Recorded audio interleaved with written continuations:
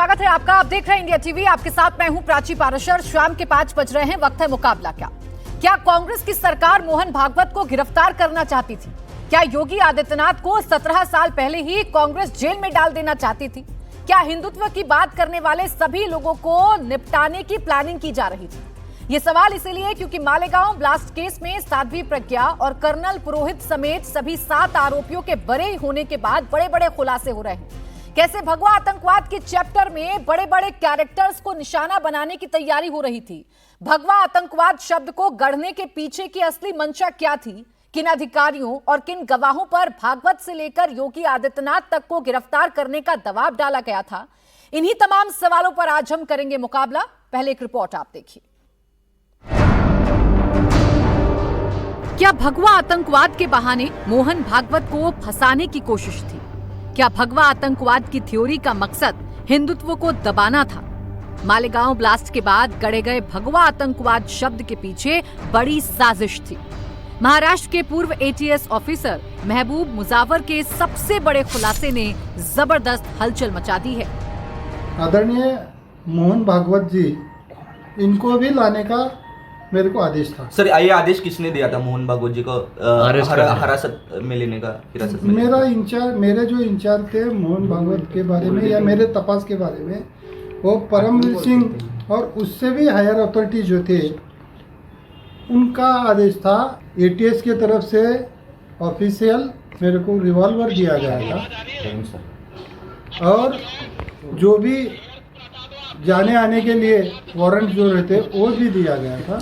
मोहन तुम्हारे परमवीर सिंह के अलावा और वरिष्ठ अधिकारी थे, उनका कहना ऐसा था कि पहले जाके मोहन भागवत को मिलके क्या तो उनका डिस्कशन हुआ है, अब तुम जाके उनको उठा के लाओ, ऐसा आदेश था।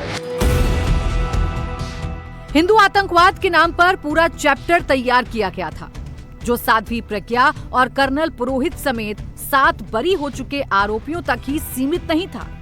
मोहन भागवत से लेकर योगी आदित्यनाथ तक को इसकी जद में लाने की साजिश थी।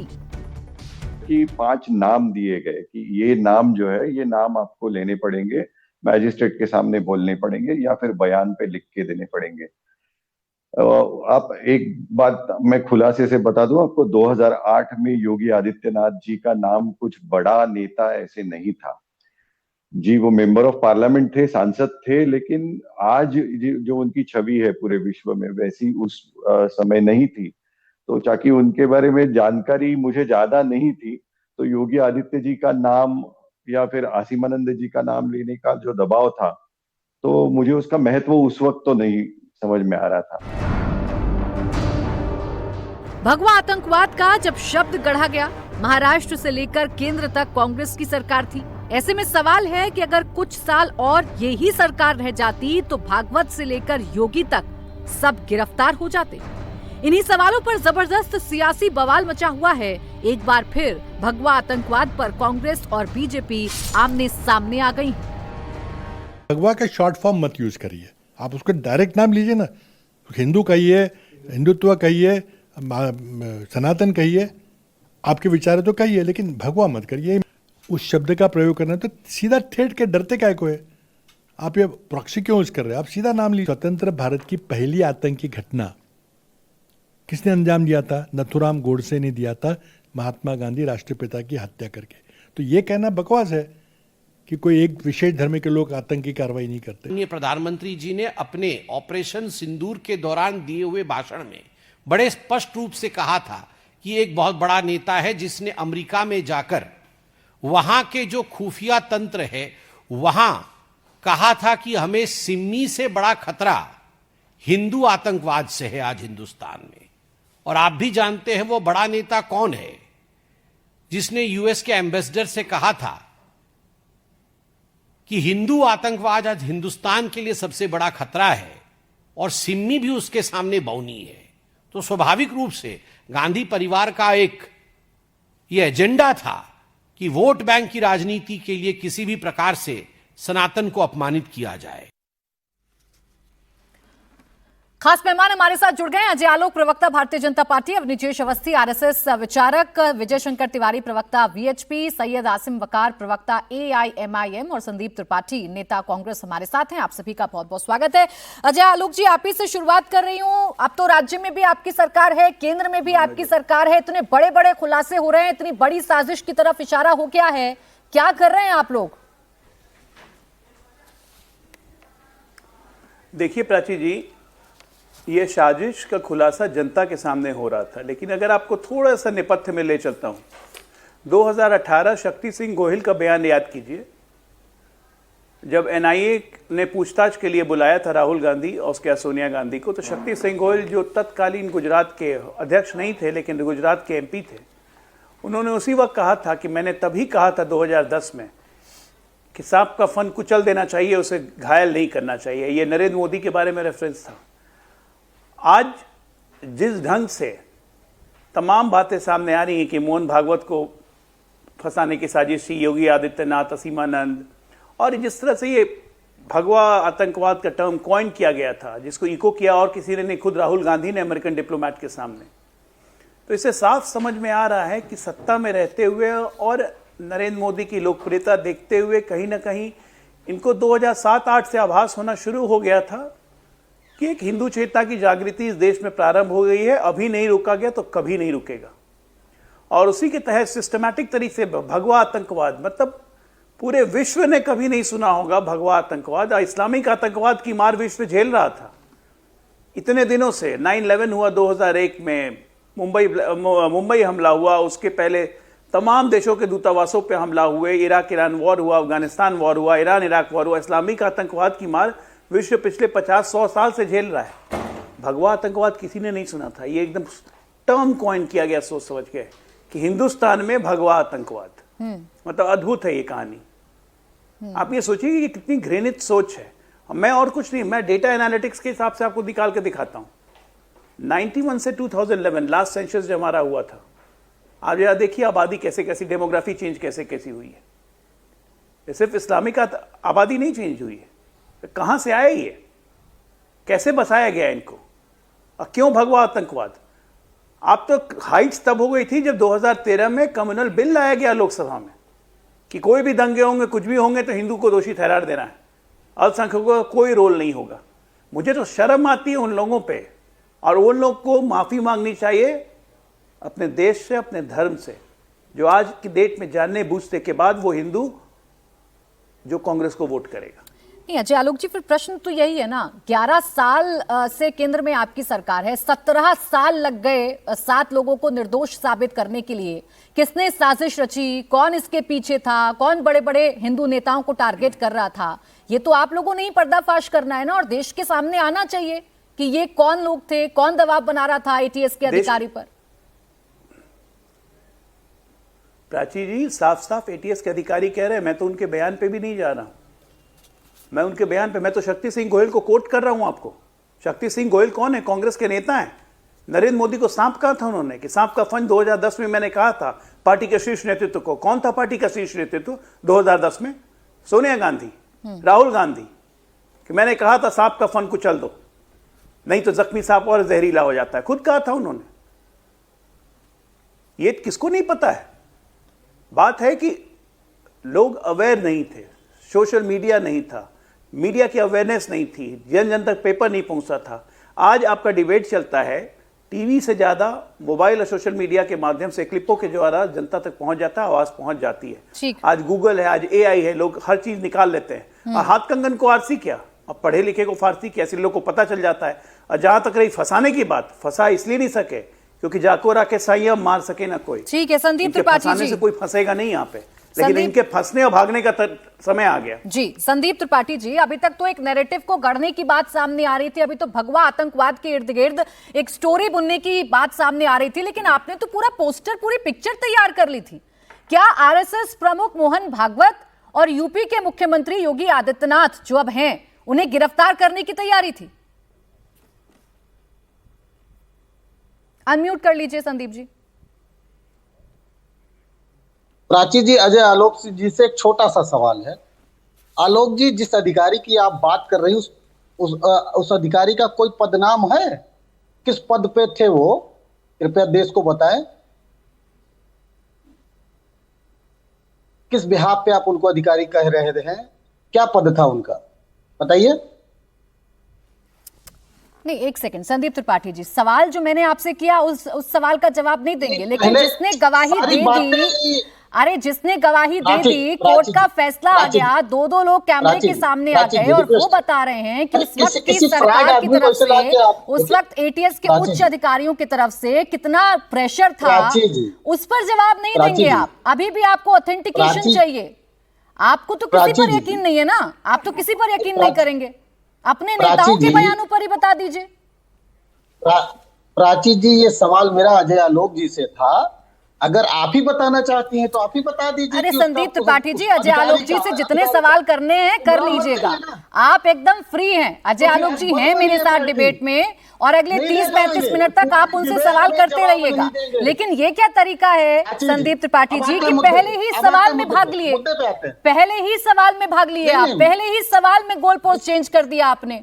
आपको तो हर चीज का ऑथेंटिकेशन चाहिए होता है, मुझे पता है, लेकिन अपने नेताओं के बयानों पर, नए नए खुलासों पर कुछ तो बोलिएगा ना कि उस वक्त क्या साजिश की जा रही थी। प्राची जी, रिक्वेस्ट है जी।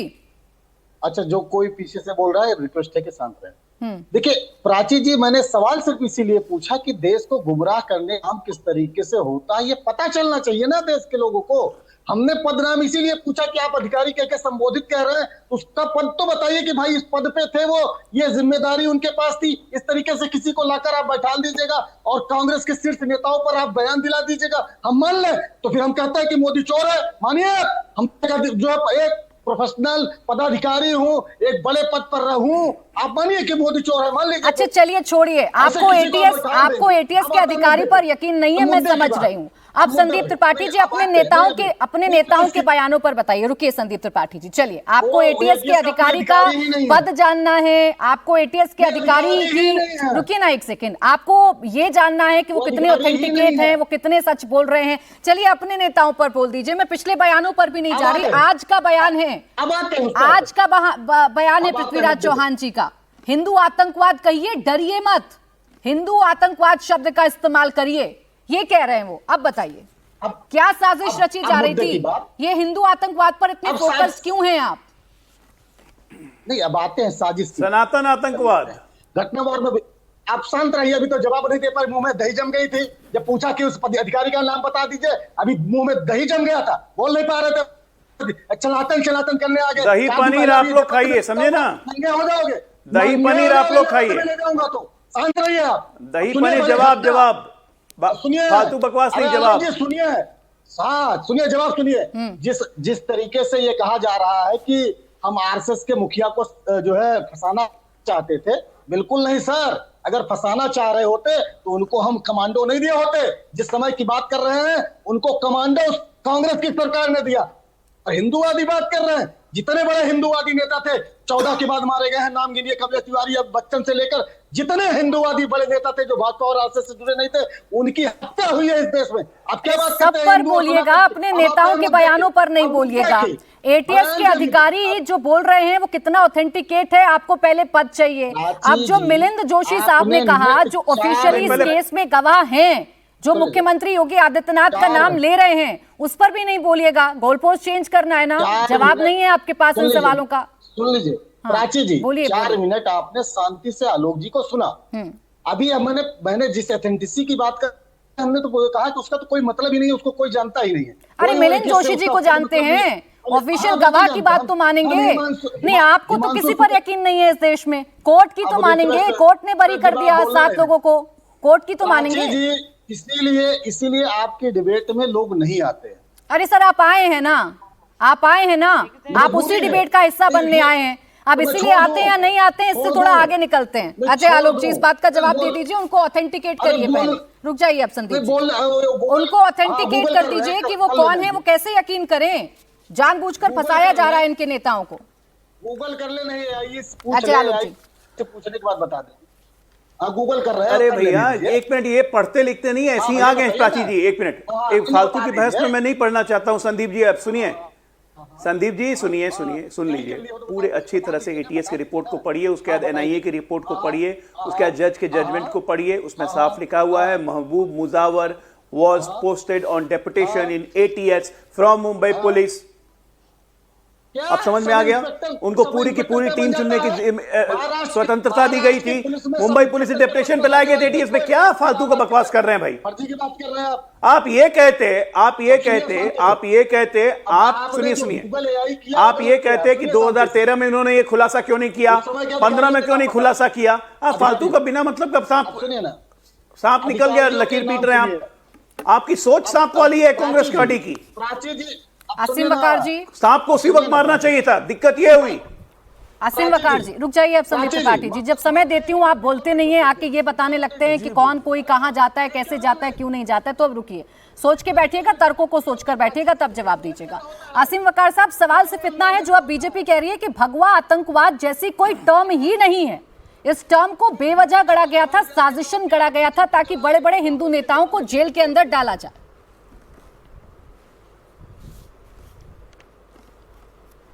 नहीं देखिए, जो सरकार होती है वो बहुत ताकतवर होती है, और सरकार कब किससे कहां क्या कहला लेगी ये आप भी बेहतर जानती हैं कि कल को जब सरकार चेंज होगी तो न जाने कितने कितने लोगों के रुख चेंज हो जाएंगे, जबानें चेंज हो जाएंगी।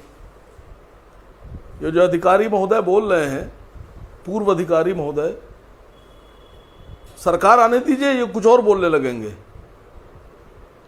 17 साल ये खामोश रहे, अब क्यों खामोश रहे, और ये अचानक बोल रहे हैं तो क्यों बोल रहे हैं, सब बातें अलग की हैं। एक अधिकारी हैं, पूर्व अधिकारी महाराष्ट्र पुलिस के एसएम मुशर्रफ साहब ने किताब लिखी। उस किताब के हवाले से महाराष्ट्र के कांग्रेस के बड़े लीडर विजय वडेट्टीवार जो हैं, उन्होंने एक बयान जारी किया और उन्होंने कहा कि एसएम मुशर्रफ की किताब में साफ साफ ये लिखा है, पुलिस अधिकारी आईजीपी महाराष्ट्र की किताब में ये लिखा है कि हेमंत करकरे की हत्या कसाब की गोली से नहीं हुई, उनको एक पुलिस अधिकारी ने मारा। अब एसएम मुशर्रफ भी महाराष्ट्र के, और ये जो बोल रहे हैं साहब, ये भी उसी महाराष्ट्र के। एटीएस के चीफ हेमंत करकरे के बारे में एसएम मुशर्रफ भी लिख रहे हैं, और एटीएस के बारे में ये जो बोल रहे हैं ये भी लिख रहे हैं।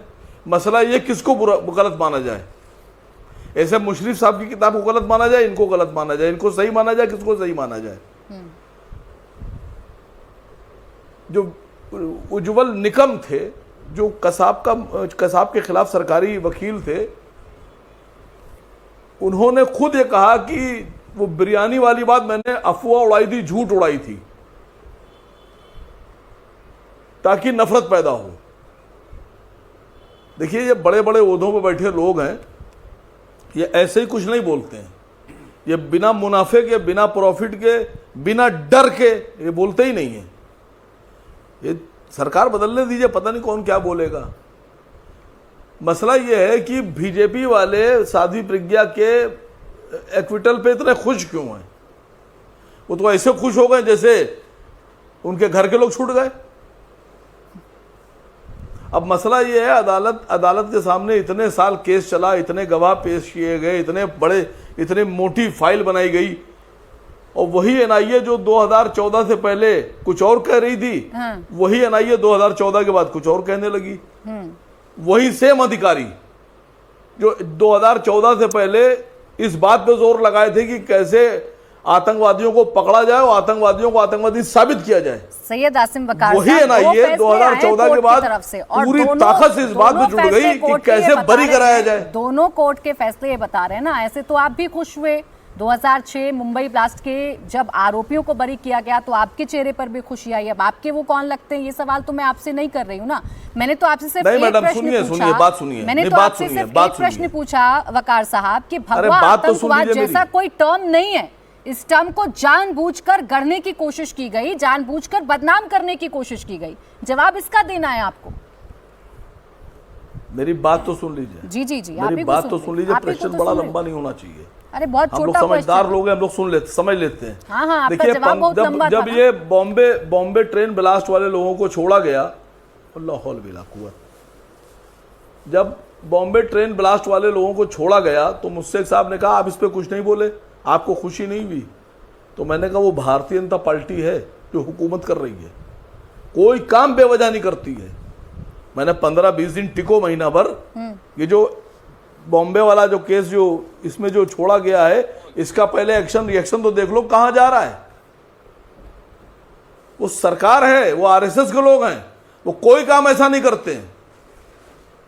वो पहले उन्होंने आपको दाना डाला, अरे अदालतों से फैसला कि आप पहले खुश हो जाइए, अब ये और जब जो लोग खुश हो जाएंगे उनसे फिर आप सवाल पूछिएगा, अब आप इसे कि आप वहां क्यों खुश थे, यहाँ क्यों नाराज हैं? आप इसे सरकार से जोड़िए, ये तो आप जोड़ सकते हैं। मैंने तो भगवा आतंकवाद पर आपसे प्रश्न किया था, 2 बार कोशिश की, आपने जवाब नहीं दिया ना आसिम वकार साहब की एक साजिश थी, और अब धीरे धीरे करके खुल रहा है ना। अब आप उनकी जवाब दे रहा हूं, सवाल खड़े कर जवाब सकते दे रहा हैं। नहीं, इतना समय नहीं होता आसिम वकार साहब, एक सवाल का जवाब देने के लिए आपने इतना वक्त ले लिया, लेकिन इसी सवाल पर आप नहीं आए मेरे। मैं लौटूंगी फिर से आपके देखिए पास। सर, देखिए मैडम, मेरे पास भी इतना वक्त नहीं है, नहीं सुनिए, मेरे पास भी इतना वक्त नहीं है कि मैं आपके 1 घंटे की डिबेट में बैठूं और उसके बाद में 2 मिनट 3 मिनट बुलवाइए आप मुझे और फिर 1 घंटा बिठा कर रखिए। अरे सर, पूरा बोले हैं, इतना वक्त नहीं है, मैंने आपके कोऑर्डिनेटर से बोला था। आसिम वकार साहब, आप पूरा बोले हैं। नहीं, ये क्या बात आपने कर दी, इतना वक्त नहीं है? मैंने आपको एक बार भी नहीं टोका, लेकिन आप प्रश्न का जवाब ही नहीं दे रहे हैं ना, आप प्रश्न पर ही नहीं आना चाह रहे हैं, बस सवाल इस बात को लेकर है, इस पर न जाने क्यों भड़क जाते हैं आप। मैंने सारे जवाब दे दिए। तिवारी जी, ठीक है, आपने जो प्रश्न उठाए मैं सवाल का जवाब ले लेती हूं। नहीं, भड़कता नहीं हूं, आप ये सरकार भड़कता नहीं हूं, आप अपना एजेंडा मत चलाइए मैडम प्लीज। वकार साहब, कोई एजेंडा नहीं है, एक प्रश्न है, उस प्रश्न का सवाल कर रही थी मैं आपसे सिर्फ, और वही प्रश्न का जवाब जानना चाह रही थी। विजय शंकर तिवारी जी, असीम वकार साहब कह रहे हैं सब कुछ सरकारों के इशारों पर होता है, जैसे जैसे जब जब सरकारें आती हैं वैसे वैसे बयान आने लगते हैं, वैसे वैसे फैसले आने लगते हैं, इसमें कोई नई बात नहीं है। क्यों खुशी मनानी? साध्वी प्रज्ञा अगर छूट गई तो क्यों एसोसिएट कर रहा है कोई उनसे? तो साध्वी प्रज्ञा सन्यासी हैं, और देखो मैं एक व्यक्तिगत मैं उनसे जुड़ा हुआ रहा हूँ, तो मुझे थोड़ा सा समय दे देना। एक तो जो कल से विषय चल रहा है तो उसमें एक है कि हिंदू आतंकवादी नहीं होता है, मालेगांव से पहले भी नहीं था, मालेगांव के बाद में नहीं था, इसके बाद भी इतने वर्षों तक हिंदुओं को बदनाम करने की कोशिश की गई, उनको आतंकवादी के ढांचे में फिट करने की कोशिश की। किसने किया? ये कांग्रेस ने किया, कांग्रेस की सरकारों ने किया, और ये आज से परंपरा नहीं है। 1948 में संघ कोई राजनीतिक पार्टी तो नहीं है, आज भी नहीं है, उस समय भी नहीं थी। 1948 में उसका कोई बहुत बड़ा व्याप नहीं था, लेकिन उस 1948 में उस पर प्रतिबंध लगा दिया गया। क्यों? क्योंकि हिंदू संगठित नहीं होना चाहिए, हिंदू ताकतवर नहीं होना चाहिए, हिंदू शक्तिमान नहीं होना चाहिए, और कोर्ट ने जाकर के कांग्रेस को गलत बताया। 1975 में फिर प्रतिबंध लगा दिया गया, वहां पर राजनीतिक पार्टियों पर प्रतिबंध लगाया गया था। उनके साथ में संघ कोई राजनीतिक पार्टी तो नहीं है, उस समय भी नहीं थी, व्याप हो गया था लेकिन राजनीतिक पार्टी नहीं थी, उस पर फिर प्रतिबंध लगा दिया गया। 2 साल बाद उससे प्रतिबंध हटा। 1992 में सारे देश के हिंदू ढांचे पे गए, ढांचा टूटा, संघ पर प्रतिबंध लगा दिया, लेकिन माननीय न्यायालय ने फिर कहा तुम गलत हो। इन सब से जब बात नहीं बनी कि संघ पर प्रतिबंध लगाने के लिए से काम नहीं चलेगा, तो मालेगांव की आड़ में संघ को बदनाम करने के लिए हिंदू समाज को टारगेट किया गया, और हिंदुओं को आतंकवादी, भगवा आतंकवादी इस नाम से प्रतिष्ठित किया गया, जिसका खामियाजा कांग्रेस ने क्या भुगता कि आज 11 साल तक हिंदुओं ने कांग्रेस को सीमा के बाहर रखा हुआ है। अभी भी इनको समझ में नहीं आ रहा है। मुझे लगता है अपनी गलती अगर स्वीकार कर लेंगे तो शायद हिंदू कहीं ना कहीं आपके विषय में अच्छा सोचना शुरू करें, लेकिन संभव नहीं है। 1 मिनट प्राची, मैं सीधे सीधे पीड़ित हूं इस सारी मालेगांव परिस्थिति का, मैं पीड़ित हूं। मैं उस समय दिल्ली में ही रहता था, इंदिरापुरम में रहता था। मेरे घर में मेरी श्रीमती का फोन आया कि एनआईए वाले आए हुए हैं। हमने क्या हो गया, मैं 1 घंटे में घर पहुंचा, एनआईए वाले मेरे पास पहुंचे थे, तो उन्होंने मेरे से प्रश्न किया कि आप साध्वी प्रज्ञा को जानते हैं? मैंने कहा मैं जानता हूं, मेरी छोटी बहन जैसी है, तो वो तो आतंकी है। उन्होंने कहा कि मैं यहां पर बैठा हूं, उधर चिदंबरम साहब बैठे हुए हैं, और मुझे चिदंबरम साहब को तुरंत बताना है, आप बताइए। और आप सुनिए, सुन लीजिए, आप बकवास मत करिए, बकवास मत करिए, बकवास मत करिए, बकवास मत करिए। उतनी देर से बकवास करता जा रहा है। नेता लिखा हुआ है, ये कांग्रेस का नेता कैसे लगता है? सड़क छाप गुंडा लगता है ये। अच्छा रुक जाओ, आप बात सुनिए, आप पहले मैं चुपचाप सुन रहा था, तुम कहीं से कांग्रेस नेता लगते हो क्या? आवाज कम संदीप त्रिपाठी जी की, बोलिए। संदीप त्रिपाठी जी, जब कोई सच बताने लगता है तो उसे बोलने देते हैं। वो अपनी आप बीती बता रहे हैं तो उनकी सुन लीजिए, फिर अपनी बारी पर बोलिएगा। बोलिए। 2 साल तक प्राची, 2 साल तक एनआईए और सीबीआई, चंडीगढ़ से सीबीआई आती थी, दिल्ली से एनआईए आती थी, हर महीने घर में आते थे, परेशान करते थे। और बोलो इंद्रेश जी को बोलो, इंद्रेश जी के लिए बोलो, साध्वी प्रज्ञा को बोलो। भाई साध्वी प्रज्ञा को, साध्वी प्रज्ञा मेरे घर रुकती थी। साध्वी प्रज्ञा ने कहा कि भैया मैं अब सन्यासी बनना चाहती हूँ। तो हमने कहा सन्यासी बनना चाहती हो तो एक बहुत अच्छा स्थान है, आप वृंदावन चली जाओ। वृंदावन चली गई और इतना करने के बाद पूरी की पूरी एनआईए 2 साल तक मेरे परिवार को पीड़ित करती रही। चिदम्बरम बोले, चिदम्बरम साहब बिल्कुल बैठे हुए हैं हॉट सीट पर, आप तुरंत बता दिए, आपका केस खत्म हो जाएगा। इसको प्रताड़ना नहीं कहेंगे। मैं आपके सामने खड़ा हूं और एक भी शब्द गलत नहीं बोल रहा हूं। आप उंगली उठा करके इस पर पोछा डालने की कोशिश कर रहे हैं। आप पर पब्लिक ने पोछा डाल दिया है और जब तक आप हिंदुओं को आप टारगेट करते रहेंगे, वो आप पर पोछा नहीं बोरा डाल देगा। नहीं, इस बात पर भी यकीन नहीं करेंगे त्रिपाठी जी, इनको तो यकीन ही नहीं होता है। अवनीजेश अवस्थी जी, फिर आ रही हूं मैं आपके पास। संदीप त्रिपाठी जी, विस्तार से जवाब दीजिएगा हर बात का। अवनीजेश अवस्थी जी की ये साजिश, क्या वाकई में इस तरफ अब इशारा हो रहा है कि ये बड़े बड़े जितने भी हिंदुत्ववादी नेता थे, जिसमें संघ प्रमुख मोहन भागवत जी का नाम आ रहा है, योगी आदित्यनाथ जी का नाम आ रहा है, इन सबको कौन इन्हें गिरफ्तार करवाना चाह रहा था? ये कौन साजिश रचने की कोशिश कर रहा था? प्राची जी, अभी एक किताब का नाम को ये ले रहे थे, मैं 2 किताबों का नाम और बता देता हूँ। एक आरवीएस मणि थे, वो भी होम मिनिस्ट्री में। एक का तो ये पूछ रहे थे कौन से पद पर अधिकारी। आरवीएस मणि जो थे वो होम मिनिस्ट्री में अवर सचिव थे। बाकायदा उनकी मिथ ऑफ हिंदू भगवावाद का उनकी वो टेररिज्म, हिंदू टेररिज्म की ऊपर किताब आई है। उसमें उन्होंने डिटेल में लिखा किस तरीके से सिगरेट से जलाया गया, उनको जबरदस्ती कहा गया। उस पर भी अगर भरोसा नहीं है, और वो अभी ये फैसला आने के बाद नहीं लिखी गई है, फैसला आने के आसपास नहीं लिखी गई, बहुत पहले किताब लिखी गई है, अब से 4-5 साल पहले की बात है। आप एक बात बताइए प्राची जी, वो कसाब जिसके लिए कहते कि ये किसी ने झूठ बोला बिरयानी की बात क्योंकि नफरत, अरे एक बात बताइए कि अगर बिरयानी वाली बात ना होती तो हिंदुस्तान की जनता उससे क्या प्यार कर रही थी? उससे प्यार करती क्या? बिरयानी की वजह से, बिरयानी खिलाने की वजह से उस पर नफरत होने लगी, अदरवाइज उससे प्यार कर रही थी। और खास बात यह है प्राची जी, इसको पूरे इस प्रकरण को देखना चाहिए। कसाब के हाथ में कलावा बंधा हुआ था, गलत उसका आइडेंटिटी कार्ड बना हुआ था ताकि हिंदू आतंकवाद साबित किया जा सके। वो नहीं, वो जिंदा पकड़ा गया। उसके बावजूद किताब आ गई कि 26/11 की जो साजिश थी वो कसाब नाम के मुसलमान की नहीं थी, या पाकिस्तानी, मैं मुसलमान नहीं कहता, पाकिस्तानी कहता हूं, उसकी नहीं थी, ये आरएसएस की साजिश थी और उसको रिलीज करने वाले कांग्रेस के नेता थे।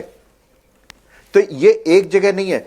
भारतीय सेना को, भगवा को, और आज तो सीधे सीधे कह दिया पृथ्वीराज चौहान ने कि भगवा भी क्यों कहें हम इधर उधर करके, हम तो सीधे कहते हैं सनातन आतंकवाद है। ये सीधे हिंदुओं को आतंकवादी साबित करने की सुविचारित जो राजनीति और षड्यंत्र था वो बिल्कुल सामने आ गया है।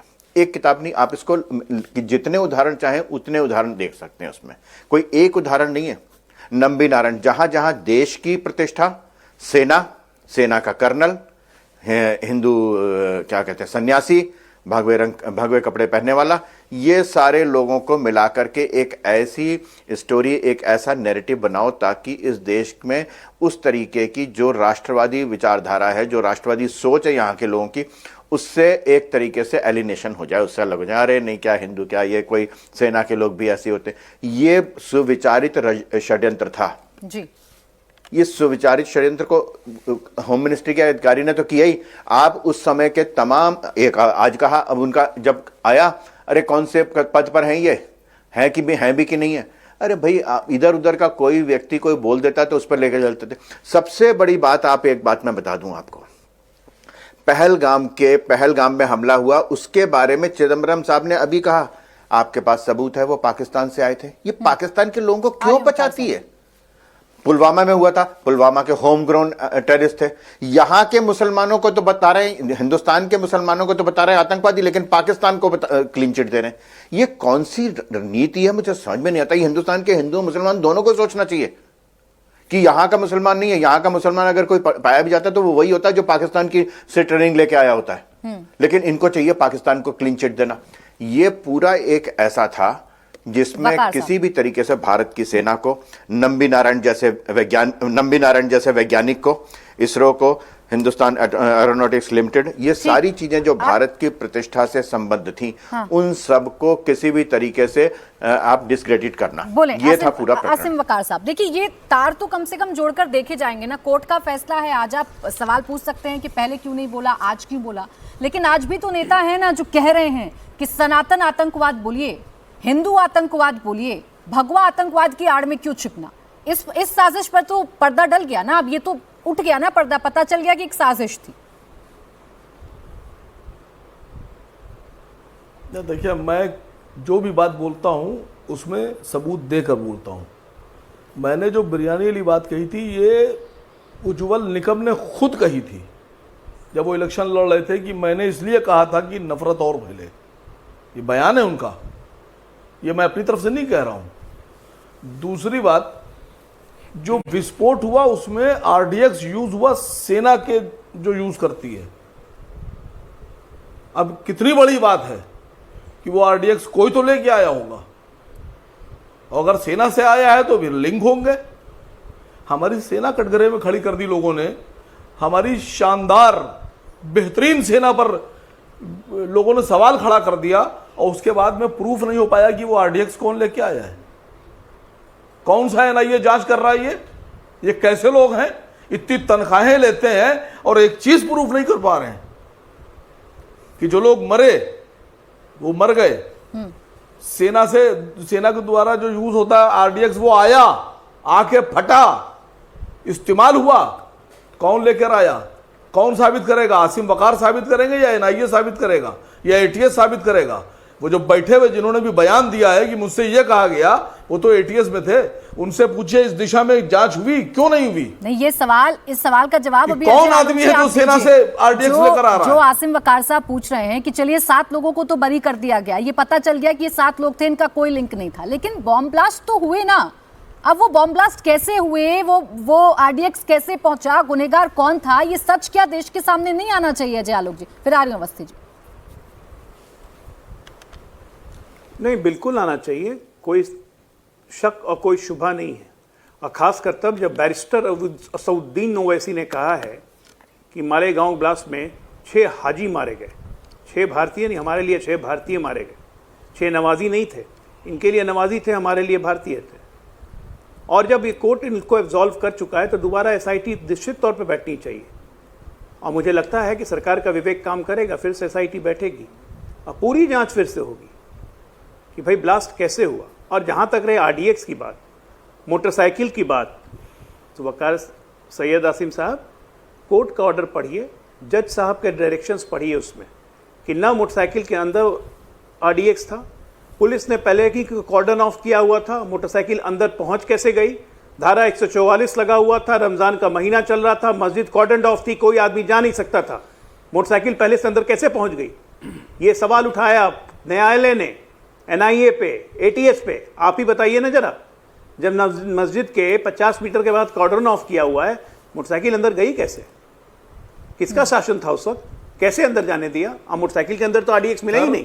नहीं, मैं अजय, ये सब तो सवाल हैं जो उठे हैं। अजय साहब की बात, ये कोर्ट ने उठाया है, हमने नहीं उठाया है। और इसीलिए राज्य सरकार, एक मिनट खत्म कर लूं फिर बोलिएगा, इसीलिए मौजूदा राज्य सरकार की जिम्मेदारी है और एनआईए की भी जिम्मेदारी है, दोबारा इस चैप्टर को खोलें, ताकि ये साजिश कहां से रची गई, कहां से भगवा आतंकवाद आया।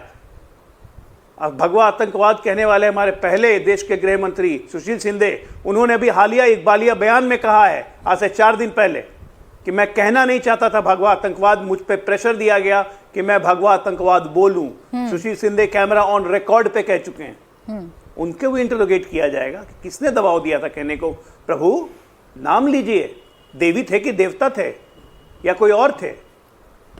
इसका जवाब तो पड़ेगा ना देश में। इसका जवाब संदीप त्रिपाठी जी दीजिएगा, लेकिन आसिम वकार साहब काउंटर करना चाह रहे हैं। आसिम वकार साहब, जो बात अजय आलोक जी कह रहे हैं, देखिए अब तो सरकार की जिम्मेदारी है कि जो दोषी हैं वो सबके सामने आ जाएं, लेकिन कितनी बड़ी, कितनी गंभीर साजिश थी आसिम वकार साहब, इससे भी तो पर्दाफाश हुआ है ना।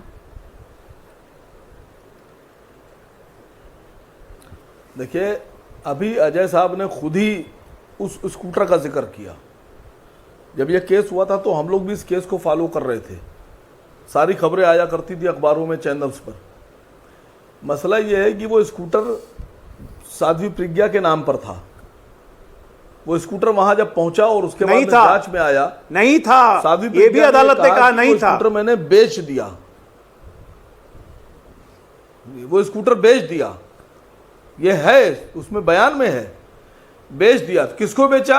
उसी आदमी को जो गिरफ्तार हुआ था। मैं न्यायालय के ऑर्डर की बात कर रहा हूं, बयान छोड़ दीजिए। वो कह रहा है साहब हमने खरीदा नहीं, ये कह रही हमने बेच दिया। बैरिस्टर साहब की पार्टी से। ये स्कूटर मध्य प्रदेश से गया कैसे वहां तक?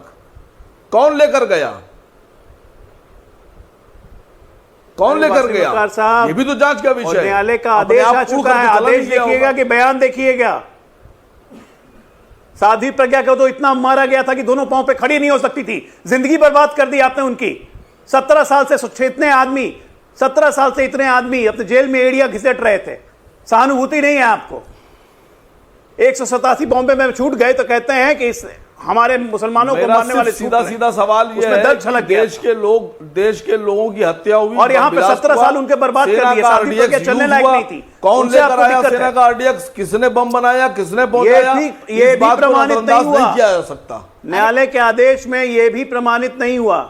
नहीं, ये नजरअंदाज नहीं किया जा रहा है आसिम वकार जी, ये तो नजरअंदाज किया ही नहीं जा रहा है। धन है आप आसिम वकार जी, मैं तो शुक्रिया अदा कर रहा हूँ कि आप नहीं, आप तो सब इनकार किए दे रहे हैं। नहीं, मैं तो आपका शुक्रिया अदा कर रहा हूँ कि आप ये नहीं कह रहे हैं कि बम ब्लास्ट ही नहीं हुआ। नहीं, आसिम वकार जी, बम ब्लास्ट हुआ, ये तो आपका एहसान है देश के ऊपर। कौन है इसका? आपने अभी तक ये नहीं कहा है कि बम ब्लास्ट हुआ है, यही प्रमाणित नहीं हुआ। लेकिन कोर्ट ने जो कहा, आपका शुक्रिया, कोर्ट ने जो कहा आसिम वकार साहब, उस पर ना चर्चा करते हुए, कोर्ट का जो जजमेंट है उस पर ना चर्चा करते हुए, कब किसने क्या बयान दिए अब उस पर चर्चा करूं।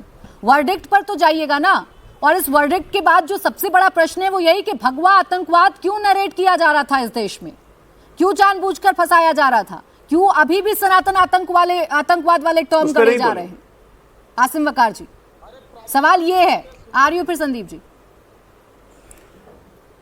जब सरकार में हमास आतंकवादी है या नहीं पूछिए, बोलेंगे नहीं भगवा आतंकवाद है, पर बैठ जाएंगे तब मैं बोलूंगा आपके सामने सब बातें। हमास आतंकवादी संगठन है या नहीं? तो हूं नहीं, ना मैं कांग्रेस का प्रवक्ता हूं, मैं तो ना मैं कांग्रेस का नेता हूं, ना मैंने आपसे कहा कि आप अकाउंटेबिलिटी ले लीजिए कांग्रेस की, ना मैंने आपसे कहा कि आप कांग्रेस के नेता हैं, बकायदा आपका नाम चल रहा है प्रवक्ता AIMIM। मैं तो आपसे आपका स्टैंड जान रही थी, लेकिन भगवा आतंकवाद शब्द पर आप एक बार नहीं बोलते हैं, आप एक बार नहीं कहते कि हाँ साजिश थी और ये गलत साजिश थी अगर कोर्ट की तरफ से प्रूफ हो रहा है। यही तो बात है ना सैयद आसिम वकार साहब। आप बिरयानी वाली बात पर कितनी नफरत फैली वो यहाँ मेरे दर्शकों को बता रहे हैं। अरे एक आतंकवादी को क्या किसी के बयान के जरिए नफरत दी जा सकती है? ये देश एक आतंकवादी से कितना नफरत करता है, आप भी करेंगे, मैं भी करूंगी। बात तो सुनिए, अगर कोई निर्दोषों की जान लेगा तो। प्राची जी, बात तो सुन लीजिए। बोलिए प्राची जी। अरे बात तो सुनिए। प्राची जी, मैं आपसे शर्त लगा के कहता हूं, इनसे पूछ लीजिए। ये तो साथ ये हमास को भी हिजबुल्लाह को भी आतंकी संगठन नहीं कहेंगे। जला दिए गए। अगर आप बुलवा दीजिएगा तो मैं टीवी पे आना छोड़ दूंगा।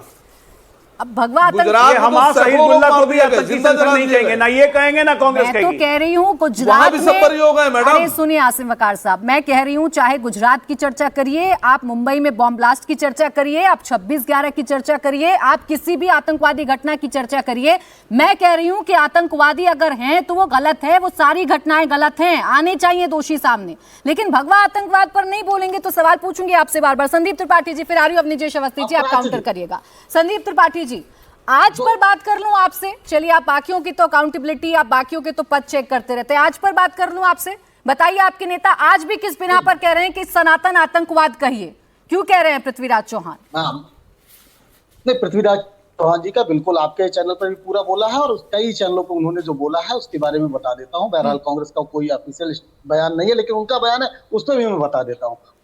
उन्होंने कहा कि भगवा जो है महाराष्ट्र में बहुत ही जो है लोगों से जुड़ा हुआ है। आप अगर ये कह के भगवे को बदनाम मत करिए। अगर आपको ये चैनल वालों को कह रहे हैं आप भगवा आतंकवाद बिल्कुल मत कहिए। अगर कहना ये आपको तो आप कहिए सनातन आतंकवाद। ये बात उन्होंने कही, पहली चीज। अब दूसरी चीज, मुद्दे की बात आप समझिए 2-3 पॉइंट मैं रख दे रहा हूं। पहले तो आप सुनिए संदीप त्रिपाठी जी, फिर आप कहते हैं ना कि बीच में आ गई, आप मुझे बोलने नहीं देती हैं। वो इस वजह से ना आप गलत सलत तथ्य पेश करते हैं मेरे सामने। ये चैनल वाले भगवा आतंकवाद नहीं कह रहे थे। सुशील कुमार शिंदे 2013 जुलाई में उनका बयान है, आप ही के कांग्रेस चिंतन शिविर जयपुर में, जब सबसे पहले भगवा आतंकवाद का शब्द वो गढ़ रहे थे। 2010 देश के पूर्व गृह मंत्री पी चिदम्बरम साहब, भगवा आतंकवाद सेफरन टेरर कहा था उन्होंने। इस पर जवाब देना है आपने, ये चैनल पर ना डालें, इस पर जवाब दें। नहीं, अरे अब आप कानपुर से नागपुर जाइएगा तो दिक्कत होगी ना। अभी आप पृथ्वीराज चौहान जी के बयान पे, अरे तो सारे आपके नेता है ना, सारे आपके नेता है ना।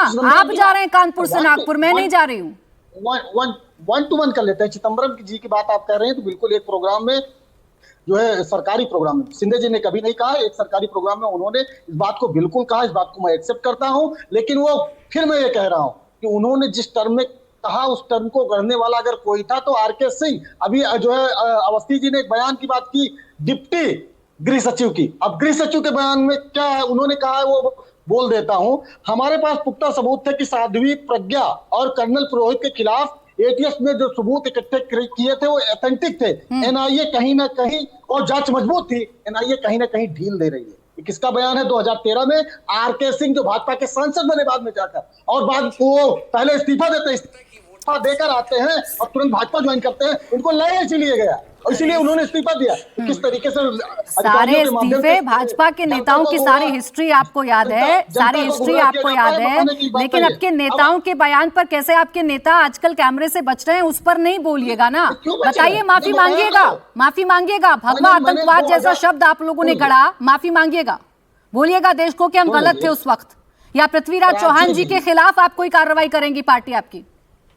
प्राची जी, कांग्रेस ने कभी भी धार्मिक एंगल से आतंकवाद को नहीं देखा। उसका झूठ बोल रहे हैं, झूठ बोल रहे हैं आप, झूठ बोल रहे हैं। मैं आपको डेट के साथ बता रही हूँ, जुलाई 2013 जयपुर जगह थी, कांग्रेस का चिंतन शिविर था। पहले अपने नेताओं के बारे में पता करके आइए, पहले अपने नेताओं के बयान रट कर आइए और फिर मुझे सिखाइएगा कैसे करते हैं काम। आइए अब विजय अवस्थी जी, अब विजय अवस्थी जी, अब रुक जाइए, झूठ मत बोलिए, झूठ मत बोलिए, झूठ मत बोलिए। प्राची जी, जब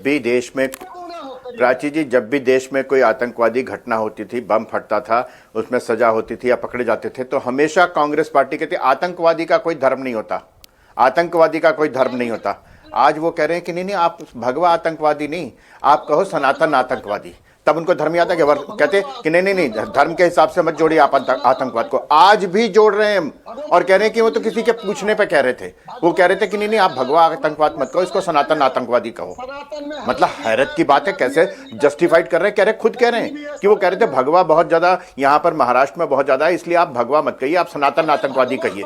अरे कहते ना कि नहीं, आतंकवादी का कोई धर्म नहीं होता, आप कैसे कह रहे हैं कि इसको किसी धर्म के साथ कैसे जोड़ रहे हैं? और इसको जस्टिफाई भी करता है कांग्रेस का प्रवक्ता। प्राची जी, मैंने आपको बताया किस तरीके से, एक बार नहीं, लगातार आप देखेंगे। यहां तो एक नहीं, यहां तो मालेगांव की बात है। अभी असीम बकार जी बोल रहे थे, एक बार भी नहीं निकला कि जो मुंबई में सीरियल ब्लास्ट हुए थे वो भी तो किसी ना किसी ने किए होंगे, उसकी जांच नहीं होनी चाहिए? मैं तो कहता हूं कि अगर ये लोग बरी हुए हैं, ये सारे लोग, किसने किया और इनको क्यों फंसाया गया? माफी मांगने की जरूरत नहीं है किसी पार्टी को, इसकी बाकायदा तहकीकात होनी चाहिए कि ये क्यों किया जा रहा था, किस उद्देश्य से किया जा रहा था, इस बात की होनी चाहिए। ये पूरा प्रकरण रचने के पीछे, हिंदू आतंकवाद की थ्योरी रचने के पीछे कौन था और इनको पकड़ने के पीछे क्या मंतव्य था, उनको सजा मिलनी चाहिए। और अगर मान लीजिए सीरियल ब्लास्ट के जिनको एनआईए कोर्ट ने अगर बरी किया है तो वो भी ठीक है, उसमें कोई दिक्कत नहीं है, वो बरी हुए, लेकिन किसने किया उनको तो पकड़ना चाहिए ना। उनको पकड़ो। क्यों सीरियल ब्लास्ट हुए, 176 लोग मारे गए या ज्यादा लोग मारे गए, मुझे एग्जैक्ट फिगर इस समय याद नहीं है। इसमें कह रहे हैं 6 लोग मारे गए, बाद में कुछ और की भी डेथ हुई होगी।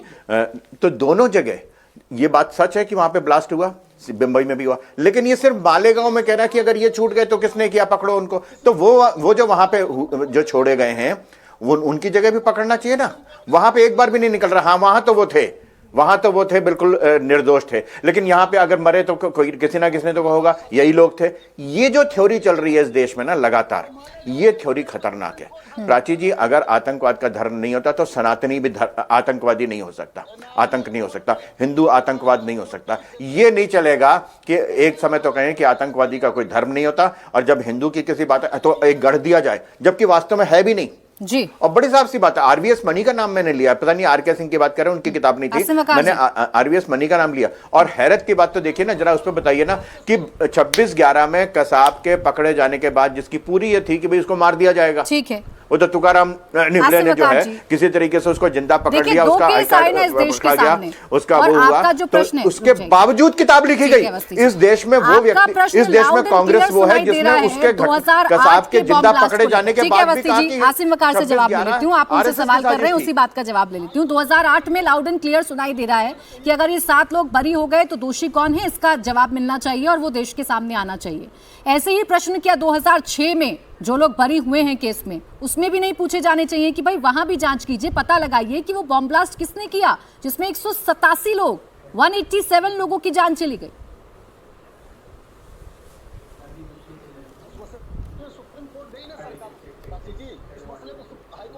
आसिम वकार साहब, आपसे है सवाल। देखिए क्या बात, अच्छा क्या पूछा आपने सवाल मुझसे? मैं सवाल आपसे ये पूछ रही हूँ आसिम वकार साहब, सवाल ये है कि दोहरा मापदंड नजर आता है। भगवा आतंकवाद पर नहीं बोलेंगे, भगवा आतंकवाद की थ्योरी खारिज हो गई, इस पर नहीं बोलेंगे। सवाल 2008 में जो लोग बरी हो गए, दोषी कौन है, यहाँ सवाल पूछेंगे, लेकिन 2006 के मामले में सवाल नहीं पूछेंगे। तो ये दोहरा मापदंड नहीं तो क्या है? नहीं, क्यों नहीं पूछेंगे? मैंने तो आपके सामने कहा भाई, अगर लोग मर रहे हैं, अपराध हो रहा है, बम फट रहा है और सब दोषी बरी हुए जा रहे हैं, तो सवाल तो उनसे पूछना चाहिए, जांच अधिकारी हैं वो, एटीएस वाले, एनआईए वाले, पुलिस वाले, किस बात की तनख्वाह ले रहे हैं, कौन सी जांच कर रहे हैं आप? 10-10 साल, 12-12 साल, 15-15 साल, 18-18 साल के बाद आपके लोग बाइज्जत बरी हो रहे हैं अपराधी। ये तो मैं समझ रहा हूं इनके खिलाफ कार्रवाई होना चाहिए, अधिकारियों के खिलाफ। अपराधी बरी नहीं हो रहे आसिम वकार साहब, कौन जवाब दे? जो निर्दोष आम आदमी जवाब दे नहीं है। नहीं, अपराधी बरी नहीं हो रहे, प्राची पाराशर आप जिम्मेदार नहीं है, बिल्कुल आसिम वकार जिम्मेदार नहीं है, जिम्मेदार नहीं है। अगर ये लोग बरी हो रहे हैं, अपराधी बरी नहीं हो रहे हैं ना, जो लोग निर्दोष हैं, जिनके खिलाफ कोई सबूत नहीं मिले, उनको बरी किया जा रहा है, और जिनके बिना पर एक शब्द गढ़ने की कोशिश की गई, वो पूरा का पूरा शब्द ही धराशायी हो गया ना। क्यों ना बोले कि ये सनातन धर्म, ये हिंदू धर्म या भगवा रंग, इन सबको बदनाम करने की साजिश रची जा रही थी, गंभीर साजिश थी। मानेंगे ना आप ये? तो नहीं, मैं कुछ नहीं मानूंगा आपकी बात, क्योंकि आप मेरी बात नहीं मान रही हैं। अगर इतना ही खराब मामला है तो वो अधिकारी जिनकी वजह से लोग आपके हिसाब से गलत फंसाए गए, तो भी अधिकारी ने मेरे हिसाब से नहीं, करेक्शन करिए आसिम वकार साहब, नहीं करेक्शन करिए, मेरे हिसाब से नहीं, कोर्ट के हिसाब से। ये अदालत का फैसला है, ये मेरे हिसाब से नहीं है। और आपकी बात मैं आपकी बात मानूं ना मानूं, लेकिन आप कोर्ट की बात तो मानेंगे ना। देखिए, अदालत की बात, अदालत पे एक बात बोल दूं खाली, हाँ। अदालत के लिए एक बात बोल दूं, हाँ। इतनी बड़ी बाबरी मस्जिद शहीद हो गई और किसी ने धाराशाही नहीं किया, किसी ने शहीदी नहीं किया, कोई अपराधी नहीं है। अब देखिए आ गए ना आप घूम फिर कर, देखिए आ गए ना आप घूम फिर कर, आपके सामने असीम वकार साहब, किसी भी मसले पर चर्चा कर लूं, 100 बार आएंगे, 1000 बार आएंगे, मसले पर चर्चा कर लूं, लेकिन आप यही तो दोहरा मापदंड है ना। 2006 में फैसला मानेंगे, लेकिन ना सुप्रीम कोर्ट का मानेंगे, ना मानेंगे आप एनआईए का कोर्ट का, उसी को मानेंगे जो आपकी लाइन लेंथ पर फिट बैठता है। यहाँ असीम वकार साहब नहीं कहेंगे कि झूठ था, फरेब था, साजिश की गई साध्वी प्रज्ञा के खिलाफ और सनातन आतंकवाद का शब्द गढ़ा गया, यहाँ नहीं कहेंगे आसिम वकार साहब, मुझे पता है। देखिए, आ रही हूँ फिर अजय आलोक जी, आ रही हूँ फिर, उसके लिए आप बैठी हैं। नहीं, उसके लिए तो आप बैठी हुई हैं मैडम। अरे आप राजनेता हैं, पैनल लेके आप बैठी हैं। अरे आप राजनेता हैं, आपने बताना है, हमारे कहने ना कहने से क्या फर्क पड़ता है? अरे आप तो हर मसले पर कहते हैं ना, तो इस मसले पर भी आपको कहना चाहिए। आप तो सच बोलते हैं, बड़ी मस्जिद, आप तो सच बोलते हैं, लेकिन मस्जिद पर लेकर चले जाएंगे। कोर्ट ने अपने फैसले में लिखा कि बाबरी मस्जिद अजय आलोक। बाबरी मस्जिद का जो डेमोलेशन था। ठीक है भाई, देखिए प्राची जी, कोर्ट ने फैसला दे एक दिया, बात- वहां मंदिर बन गया। असीम वकार साहब, अब उस मुद्दे से आगे बढ़िए और आज के मुद्दे पर चर्चा करिए। बोलिए अजय आलोक जी। देखिए प्राची जी, एक बात तो कान खुल के असीम वकार या कांग्रेस पार्टी या जितने लोग इनके समर्थक हैं उन सबको समझ लेना चाहिए, 61 वर्षों तक इस देश ने मिनी शरिया का कानून देख लिया, अब और नहीं चलेगा। ये देश संविधान से ही चलेगा, जो सब धर्मों को एक नजर से देखता है। वो इसलिए देखता है क्योंकि इस देश में हिंदू बहुलता है। क्योंकि हिंदू बहुलता नहीं होती ना, तो एक नजर से, एक चश्मे से सबको नहीं देखा जाता। और मिनी शरीयत नहीं चलेगा कि हम ये नहीं सुप्रीम कोर्ट मानेंगे, हम ये एनआईए नहीं मानेंगे। यहां कोई शरिया का कानून नहीं चल रहा है। जो कोर्ट कहेगा आपको मानना पड़ेगा। आपके अच्छे अच्छे मानेंगे, अब मानना पड़ेगा। वो जमाना गया कि सुप्रीम कोर्ट का ऑर्डर पलट के शाहबानो का केस में डिसीजन दे दे, नहीं चलेगा वो जमाना गया कि हमेशा अल्पसंख्यक कानून ले आए, नहीं आएगा ये सब। अब आदत जो पड़ गई है सुधार लीजिए, आदत जो पड़ गई है सुधार लीजिए उसको। ये मिनी शरीयत का कानून भारत में नहीं चलने वाला है। पार्टी जी की आवाज कम रखिए। कोर्ट को इज्जत देना सीखिए। और गिरा था ढांचा, न कि मस्जिद। असीम वकार जी, कोर्ट के फैसले तो मानने ही पड़ेंगे, लेकिन अपने हिसाब से नहीं मानेंगे ऐसा नहीं चलेगा। थोड़ा सा मुझे कहीं जाना था। जी जी बोले। मैंने आपके यहाँ बोल रखा था कि मुझे पहले। अच्छा, इसका काउंटर कर दें। आपके कोऑर्डिनेटर से बोल। अच्छा, इसका काउंटर कर दें आसिम वकार जी, बस इसका काउंटर कर दें, फिर चले जाइएगा। इजाजत नहीं दी जा रही, ये ठीक चले जाइएगा, इजाजत है आपको। इसका काउंटर कर दीजिए, बस अदालत का फैसला अपने हिसाब से मानिएगा। नहीं, क्या काउंटर कर दें? कोई नहीं, कोई कायदे की बात हो तो काउंटर करें। आजादी के बाद से आज तक पूरा देश संविधान से चल रहा है, एक एक व्यक्ति संविधान से चल रहा है। अगर संविधान नहीं माना किसी ने तो इन्हीं की पार्टी के लोग हैं। तिरंगा नहीं माना किसी ने तो इन्हीं की पार्टी के लोग हैं। संविधान बदलने की बात अगर किसी ने की तो इन्हीं की पार्टी के लोग हैं, ये हमको समझा रहे हैं। ठीक है, चलिए सर। एक नहीं 100 प्रूफ दे दूंगा। संविधान बदलने की बात बीजेपी के लोग करते हैं, सारे प्रूफ झंडा है। बदलने की बात बीजेपी के लोग करते हैं, सारे प्रूफ हैं असीम वकार जी। बीजेपी के लोग देखिए, करते हैं, सारे प्रूफ हैं, तिरंगा ना लगाने सारे की बात प्रूफ हैं आपके आरएसएस के लोग करते पास हैं। बीजेपी के अब खिलाफ, आप लेकिन अगर कोर्ट जो फैसला इतना सब करेगा कुछ नहीं उसके जानते हो आधार तो पर फिर सही आप को बेकार सही हैं, और आप गलत को राजनीति गलत नहीं नहीं होना कह चाहिए पाएंगे असीम वकार साहब। चलिए ठीक है, इतना ही समय था मेरे पास। बहुत बहुत शुक्रिया आप सभी का हमारे साथ आज की चर्चा में